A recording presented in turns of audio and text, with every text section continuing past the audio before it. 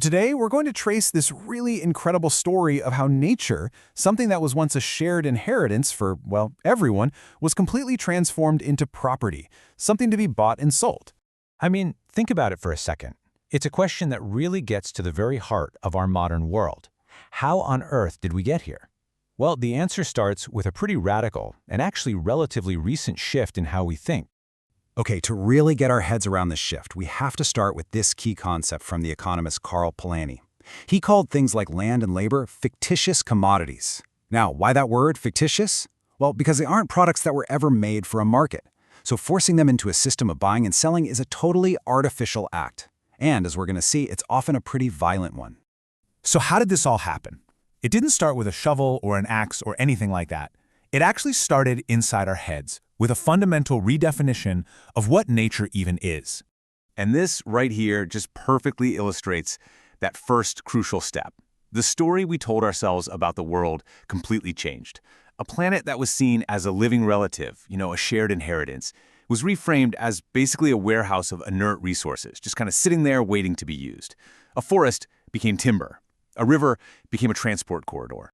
Now, what's so interesting is how thinkers like John Locke essentially created the philosophical permission slip for this entire change.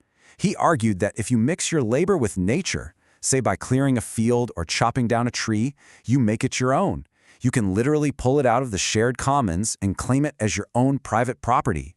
And Locke definitely wasn't alone in this. He, along with other major figures like Francis Bacon and René Descartes, built the entire intellectual framework for this new relationship. You see, their core idea was this radical separation. Humanity is here, and nature is over there, an object to be controlled, dissected, and ultimately made profitable.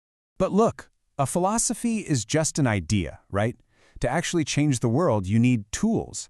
And this is the story of how that new worldview was put into practice, and how, to own the world, you first had to get it all down on paper. Here you can see that whole systematic conversion in action, clear as day. First, science comes in to classify everything, giving all the species Latin names and organizing them into neat catalogs.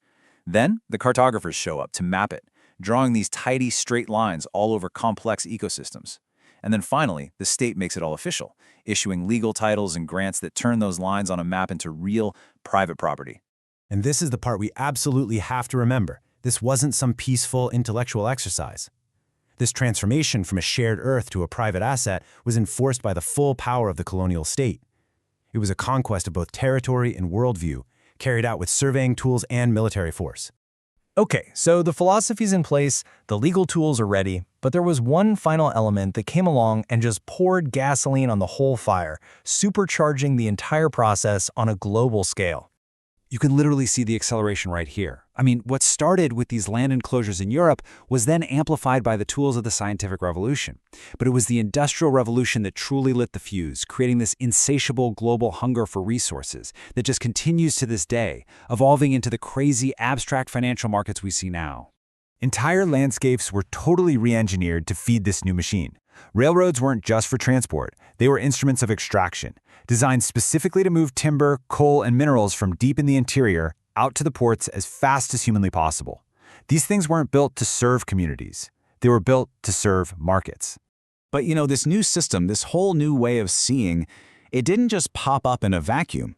It actively erased a much, much older way of being in the world. And the cost of that was, well, it was profound.